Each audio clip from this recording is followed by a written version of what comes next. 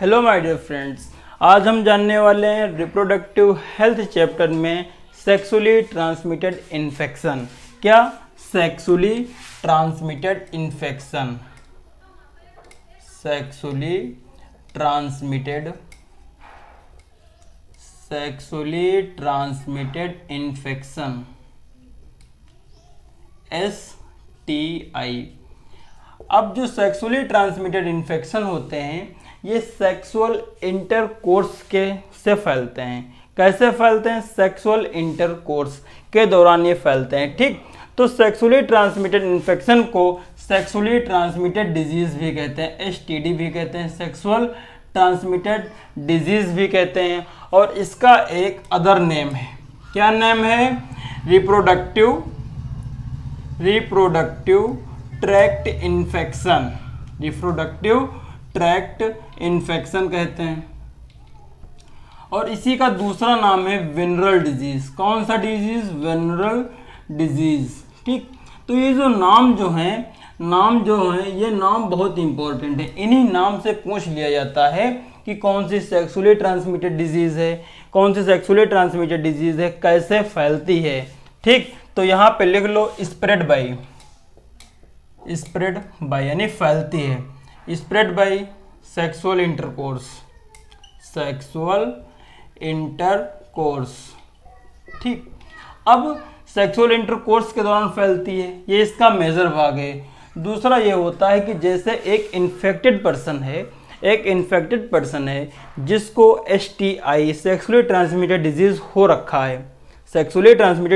रखा है, और उसने इंजेक्शन लगाया, मान लो नशे का इंजेक्शन लगाता है या कोई डॉक्टर तो ऐसा नहीं करते हैं, तो सेक्सुअली ट्रांसमिटेड डिजीज है और उसने इन्फेक्शन वाला इंजेक्शन इसको लगाया और ये निडल बिना चेंज किए हुए उसने दूसरे पर्सन को वही लगा दिया। मतलब बहुत से ऐसे नशे होते हैं जो इंजेक्शन के द्वारा लिए जाते हैं, तो जो इन्फेक्टेड निडल होती है उससे भी ये डिजीज फैल जाते हैं। इन्फेक्टेड निडल्स जो होती है उससे भी ये डिजीज फैल जाती है। तो तीसरा पॉइंट यहाँ पे आता है कि ब्लड ट्रांसफ्यूजन।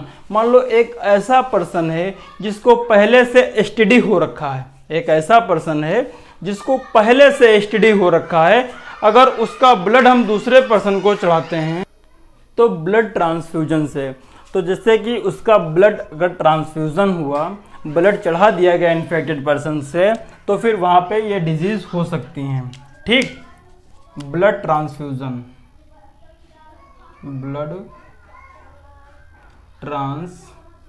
से।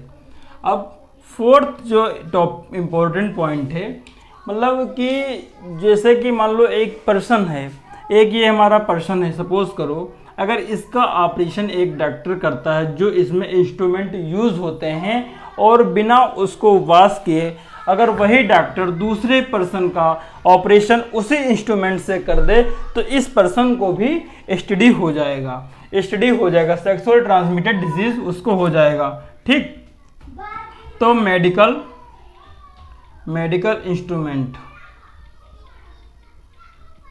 इंस्ट्रूमेंट से, या यहाँ पे मेडिकल की जगह पे लिख लो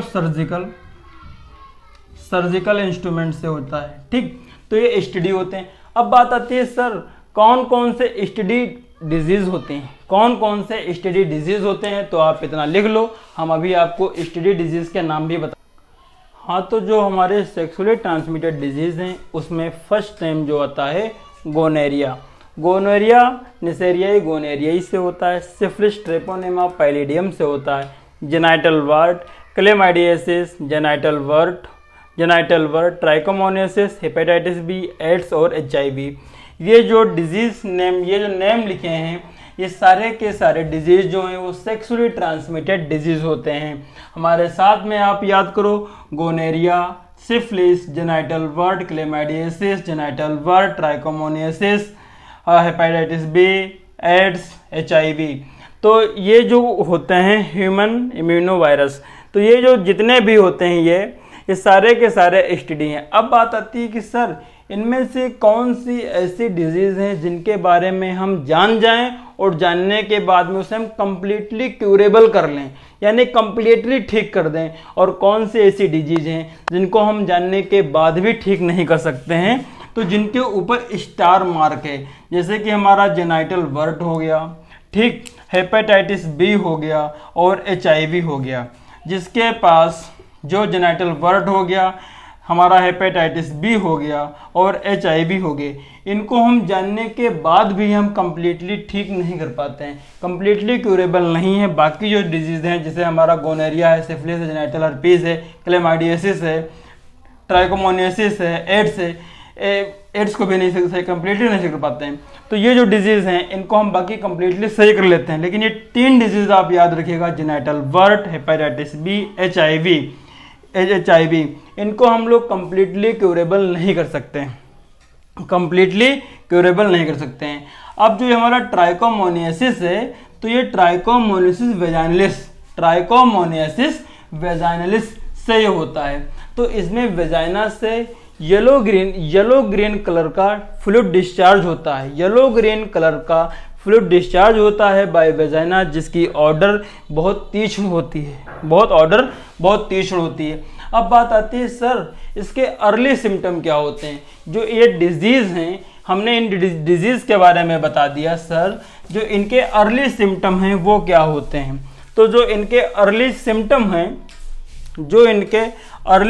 हैं तो वो होते हैं जेनाइटल रीजन। कौन से रीजन? जेनाइटल रीजन में ईचिंग का होना, ईचिंग का मतलब होता है खजुलाहट, ईचिंग का होना, ठीक, जेनाइटल रीजन में ईचिंग का होना और पेन, दर्द होना। और नंबर 3 पे आता है इन्फ्लामेशन होना, ये इसके अर्ली सिम्टम है STD के। ये STD जो है सेक्सुअली ट्रांसमिटेड डिजीज़ है, उसके ये अर्ली सिम्टम है। जेनाइटल रीजन वो रीजन जहाँ पे पेनिस या फीमेल में वजाइना के करीब के रीजन में ईचिंग होती है, खसलाहट होती है, पेन होता है, इन्फ्लामेशन होता है और इसमें फ्लूइड भी डिस्चार्ज होने लगता है। ये इसके अर्ली सिम्टम है। लेकिन जब डिजीज़ बहुत आगे बढ़ जाती है, बढ़ने के बाद में इसमें कॉम्प्लेक्सेस आने लगते हैं, कॉम्प्लेक्सिटी आने लगती हैं। जब ये कॉम्प्लेक्सिटी आती हैं तो उसमें क्या, इसमें होता है एबॉर्शन हो जाता है। जैसे कि फीमेल है और फीमेल ने कंसीव होने के बाद में 1-2 मंथ के बाद में एबॉर्शन हो जाएगा। और नंबर 2 पे क्या आता है, एबॉर्शन हो जाएगा। ये इसके कॉम्प्लेक्स सिम्टम्स हैं कॉम्प्लेक्स वाले, ये इसके कॉम्प्लेक्स सिम्टम्स हैं, ठीक। एबॉर्शन हो जाएगा, स्टिल बर्थ हो जाएगा, मतलब समय के पहले ही बर्थ हो जाएगी।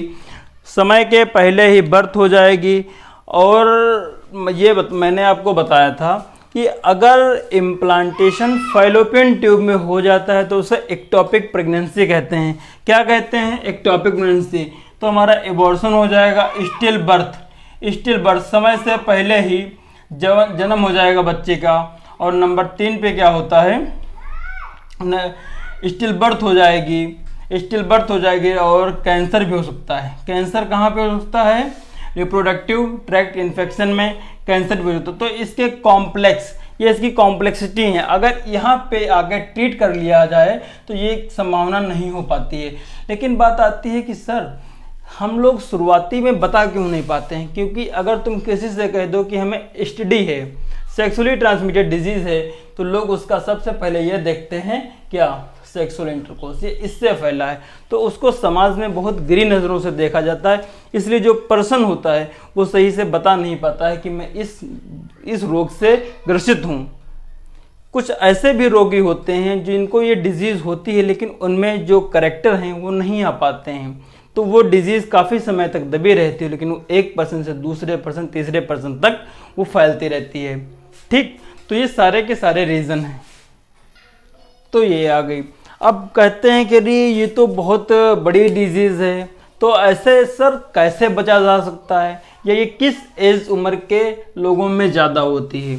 तो ऐसे तो किसी भी एज ग्रुप के लोगों को हो सकता है, लेकिन जो सबसे ज़्यादा रिस्क है वो किस एज ग्रुप के लोगों को है? तो 15 से 24 ईयर। जो 15 से 24 साल के लोग हैं इनमें देखा गया है कि STD ज़्यादा होती है। अब क्यों होती है? क्योंकि जो ये पर्सन है मल्टीपल सेक्स पार्टनर का यूज़ करते हैं, मल्टीपल सेक्स पार्टनर का यूज़ करते हैं। अब इतनी गंभीर बीमारी है तो क्या कोई इसका बचाव या उपाय नहीं है? उपाय नहीं, बिल्कुल है। क्योंकि अगर आपको इस चीज़ से बचना है, अगर इससे बचना है तो इसका जो उपाय है वो होता है एवॉइड। बहुत हिसाब से लिखो, avoid multiple sex partner, multiple sex partner.